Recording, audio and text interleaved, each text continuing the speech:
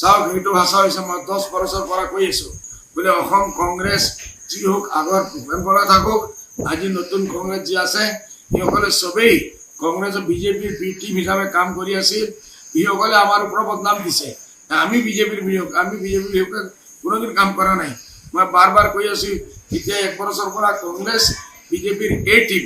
কংগ্ৰেছে বিজেপিক চালাই আছে হেমন্ত বিশ্ব শৰ্মাক চালাই আছে ইসকলে মোৰ ওপৰত ইনাম দে মোৰ বুজি বেছি ৰিলেশ্যন হেমন্ত বিশ্ব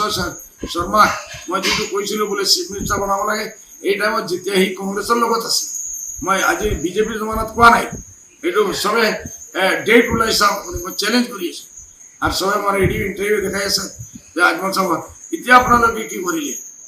ইমান খোলাখুলি এটা ভাল চান্স আহিছিল যে আপোনালোকে পাৰ্লিমেণ্টত চিট পঠাব পাৰে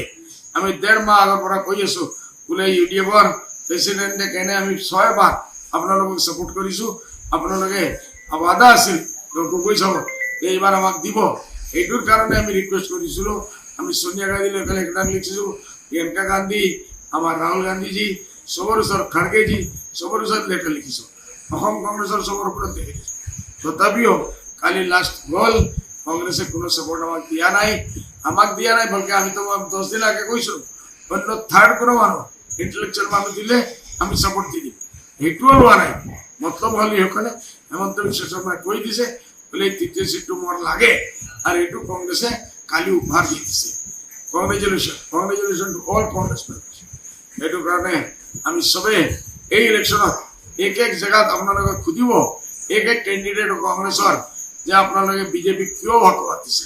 মতলব আপোনালোকে বিজেপিৰ এ টিম হিচাপে কাম কৰি আছে ইট ইজ ক্লিয়াৰ এইটো ক্লিয়াৰ হৈ গৈছে যিকোনো খবৰৰ বাবে যোগাযোগ কৰক আমাৰ এই নম্বৰত 9181 307 2221